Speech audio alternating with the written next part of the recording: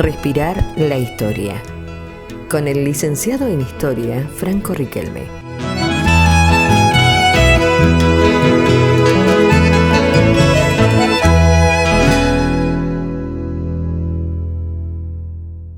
Buena gente, ¿cómo están? Bueno, esta es la primer clase del curso que he titulado Tierra del Fuego, la conflictiva construcción del orden, que va entre el siglo XVI y el siglo XIX. Es un periodo de larga duración en el cual me interesa poder desarrollar lo que ha sido la invención de este extremo sur del continente americano, que se ha llamado justamente Tierra del Fuego, así como la mayoría de los territorios de nuestra América. Mal que nos pese, es una invención y denominación de los centros europeos. También acá hay, por supuesto, un legado, una enseñanza de Waldo Ansaldi, de Verónica Giordano y como también de otro gran intelectual, Norbert Lechner. La idea de lo conflictivo es pensar las disputas que se van a dar en este territorio, que también es llamado tierra incógnita, terra nullius, es decir, territorio vacío, y pensar justamente cómo se construye una forma de orden colonial y después también pensar la disputa, los conflictos que hay a lo largo del siglo XIX por lo que van a ser los estados nacionales modernos. Asimismo, en estas clases van a estar desarrolladas desde una perspectiva, desde una metodología de la cual adhiero y que es la sociología histórica. En esta, en esta noción lo que a mí me interesa poder compartir con ustedes son los análisis temporales que van a oscilar en coyunturas del tiempo pasado, pero también sosteniéndolo en procesos de larga duración. Asimismo, he seleccionado una serie de libros de la cual he tratado de relacionar. A uno primero es de María Teresa Luis con Mónica Schirlath, que es un hermoso manual introductorio de la década del 90.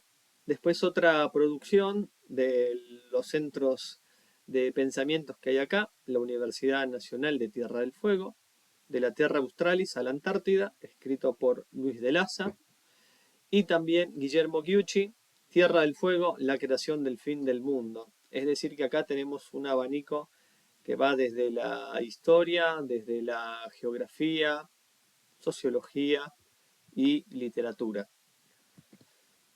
Hay una primera cuestión de la cual me interesa a mí desarrollar. Entre el siglo XV y el siglo XVI, lo que empezamos a tener es una transición del feudalismo hacia el mundo moderno. Y acá están las controversias, insisto, este término de lo conflictivo, porque hay una serie de inequívocos muy interesantes, equívocos para tener en cuenta, y es que en el siglo XV se creía que el mundo estaba compuesto por 3 continentes, por 3 partes, ¿no? Todo el globo, y esto a su vez estaba vinculado con una concepción teológica en el Hijo, el Padre y el Espíritu Santo. Sin embargo, a partir de 1492, este cuarto continente hace ruido en una concepción filosófica, teológica, porque viene a desorganizar, a poner en el tapete de la cuestión otro tipo de orden, otro territorio del cual no se tenía en cuenta. Y a partir de allí se empiezan a esbozar diferentes tipos de teorías, como la que aquí se menciona, la de Macrobio, quien aceptaba la existencia de 4 continentes y 5 zonas climáticas, afirmando que las tierras del hemisferio sur estaban habitadas, pero que no se conocían debido a la imposibilidad de atravesar la zona tórrida, ardiente e inhabitable. El continente americano ya a partir del siglo XV hay unos libros muy interesantes, entre ellos el de Miguel Rojas Mix, La invención de América, con una serie de ilustraciones, donde ya se lo ve como el paraíso o también como una maldición, es decir, que oscila entre esos dos polos. Recomiendo para ello también, por supuesto, otra gran novela que despierta, ¿no? Que es Cien años de soledad de Gabriel García Márquez. En fin, una serie de literaturas que ha despertado justamente la curiosidad, el asombro, del cual también han sido parte los navegantes marítimos, expedicionarios, militares y religiosos que empezaron a circunnavegar los territorios de América, y más precisamente los del extremo sur. Entre el siglo XV y el siglo XVI, lo que empezamos a tener entonces en esta transición, como diría Antonio Gramsci, lo viejo no termina de morir.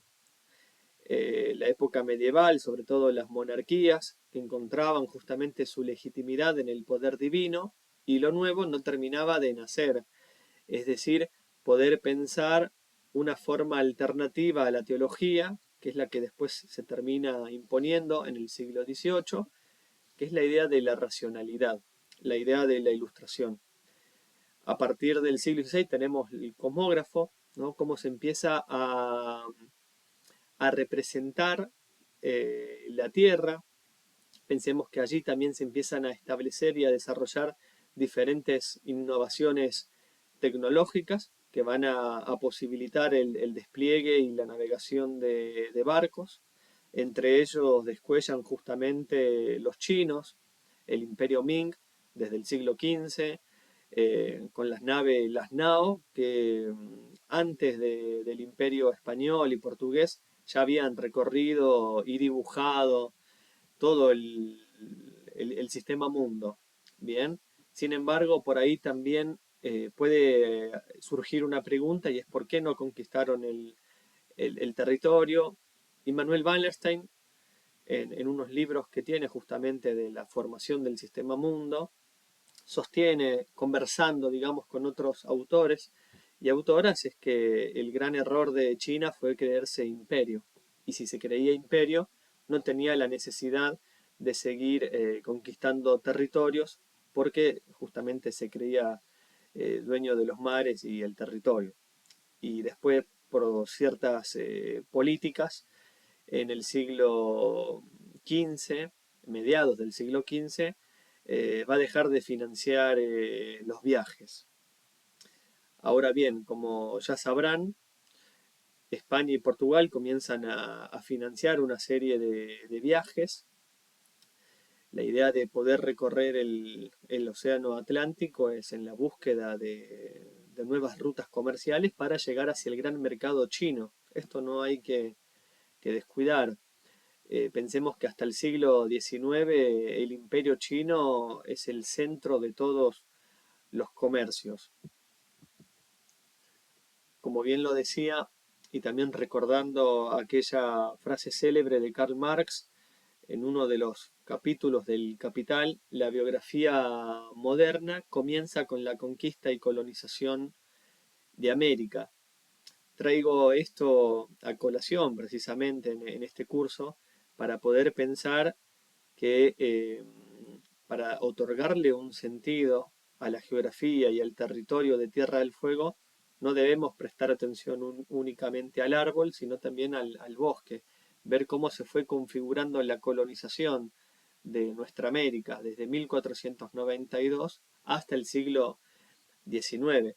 Es cierto, quizás por ser parte del extremo sur y por no tener un interés colonial pronto, inmediato, la creciente colonización de Tierra del Fuego y los archipiélagos, las islas, van a ser fruto de interés a partir de 1820, 1830, con una intervención ya totalmente directa. Pero A partir del siglo XVI lo que tenemos es una presencia que podría decirse totalmente geográfica, geopolítica, por tratar de trazar estos territorios, ¿no? De los confines del mundo. A partir del siglo XVI, en lo que mencionaba, entre el 1519 y 1522, hay una cuestión acá que me parece totalmente sugerente, ¿no? de la modernidad, que es conocer y dominar. Es decir, el saber empieza a tener una propia lógica de poder, y que es someter, dominar el territorio, pari passu, a su vez, a los habitantes, hombres, mujeres y, y niños. Guillermo Giucci va a sostener este interrogante al principio del libro: ¿desde qué lugar hablamos del fin del mundo? Esto también me parece interesante, porque esta tierra, que hasta el siglo XIX se conoce como tierra incógnita, pensemos también la noción del desierto, de lo que está vacío, territorio nullius, territorio vacío, ¿qué hay en el fin del mundo? Y sostiene que es un lugar límite, es un lugar límite entre la condición de lo humano y lo bestial.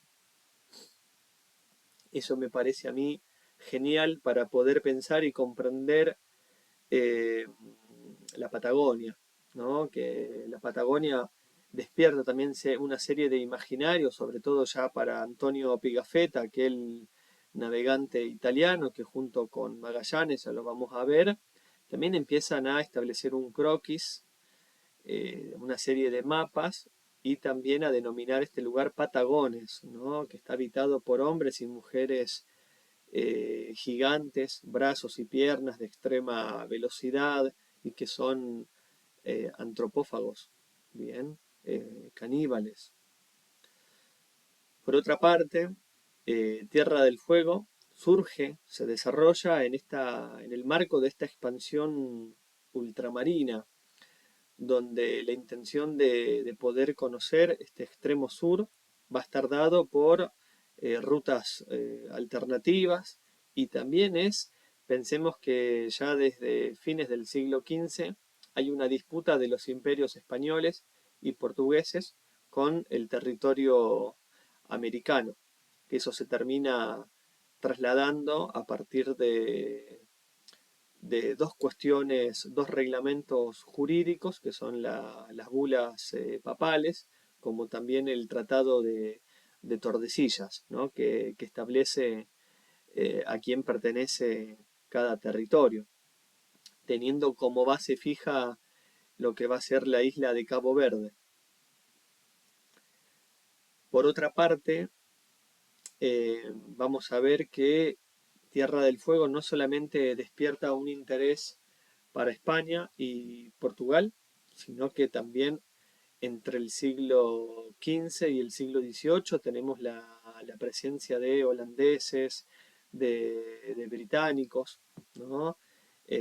Por ejemplo, acá tenemos que en 1616 recorren justamente Cabo de Hornos los holandeses.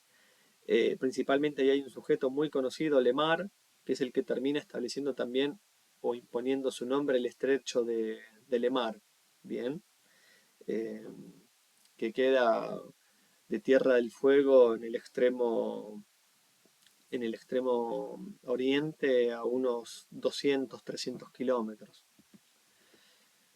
Una de las denominaciones de la época colonial es Terra Australis Incognita, y acá quiero mencionar a un autor, justamente un expedicionario, Maximiliano Transilvano, en 1522, sostiene lo siguiente: la tierra que a la mano derecha del estrecho dejaban, no tuvieron duda sino que era la tierra firme, la Patagonia, por cuyas costas habían venido costeando, y la otra que hacia la parte del austro a la mano izquierda del estrecho estaba, creyeron ser isla, porque algunas veces oían las repercusiones y bramidos que el mar hacía en las riberas y costas de la otra parte. A partir del siglo XVI también lo que tenemos por las crónicas, las bitácoras, de los expedicionarios, los navegantes, es la crudeza justamente de estos límites geográficos condicionados por el clima, por las ráfagas del viento, por el mar, ¿no? Los accidentes topográficos, eh, geográficos me refiero, eh, implicaba justamente un costo de vidas, un costo también de grandes capitales, donde muchas veces se suspendieron determinados viajes hacia estos territorios, porque a largo plazo no resultaron rentables. Antonio Pigafetta tiene una serie de crónicas que también voy a estar compartiendo en el Classroom para que lo podamos leer y estudiar y socializar, por supuesto. Acá tenemos una representación gráfica donde va a analizar 3 puntos claves que estuvo realizando con Magallanes, justamente con el capitán, donde marca el estuario del Río de la Plata, es decir, puntos precisos geográficos, el puerto de San Julián y y el estrecho patagónico. Acá también ya va a ser muy interesante esta serie de mapas geográficos que voy a ir compartiendo a lo largo de estas 3 clases para ver también cómo la cartografía es una invención de poder. Digo, estimula la creatividad, la subjetividad y por supuesto también la dominación. La América colonial, como bien decía, es una disputa de territorios que se comienza a abrir entre España y Portugal. Bien, con estos dos tratados políticos, jurídicos, acá yo traje justamente una representación de lo que es tratar de dominar el sistema mundial donde se comienza a desarrollar el capitalismo y sin duda la noción del territorio ya está vinculada o empieza a estar vinculado a la lógica del capital, es decir, a la búsqueda de nuevos mercados, a la extracción de materias primas, de recursos y por supuesto también de fuerza de trabajo, indígena, esclavos. Por otra parte, también hay un interés geopolítico del extremo sur americano. Esto lo trata muy bien el manual que yo comentaba al principio. Acá lo comparto igual. Lo voy a socializar en PDF. Al ser tan pesado, lo voy a estar recortando, fragmentando por partes. Así lo pueden tener. En el primer punto que me interesa desarrollar para lo que va a ser entre el siglo XVI y el siglo XVII es el reconocimiento del territorio para poder confirmar una ruta colonial que no generase tanto gasto en las exportaciones de lo que viene a ser justamente Córdoba, Tucumán, donde hay una producción justamente de caballar, mular, y donde también tenía un gran flujo de comercio con el virreinato del Perú. Y eso viajaba toda la producción de la materia prima hacia el Caribe. Y de ahí viajaba en mar hacia hasta la metrópolis española, lo que implicaba un largo viaje y largos costos. Entonces se pensó que para ciertas regiones, como las que estoy mencionando de Tucumán, bueno, puede ser Salta, Mendoza, Córdoba, se pensase justamente Tierra del Fuego, ¿no? Que también, recordemos, hasta el presente habilita tanto la entrada y salida por el Océano Atlántico y Pacífico. La segunda cuestión ya implica una mirada mundial, una historia global, al decir del historiador italiano Serge Grusinski, y es la búsqueda de rutas marítimas alternativas para poder comercializar con el gran mercado mundial, ¿no? con el gran dragón chino, con la India, por las especias. Las especias tienen un valor medicinal, alimentario y también de la preservación de la comida, ¿no? Son especies de mucho valor y bueno, ahí tenemos la intención justamente de buscar nuevas rutas comerciales. Y después también por última, el estrecho de Magallanes, se abre como una posibilidad de comunicación entre la península con puertos chilenos y peruanos, menos complicada y onerosa, como bien decía, que la practicada a través del Caribe por el istmo de Panamá. Respirar la historia. Con el licenciado en Historia, Franco Riquelme.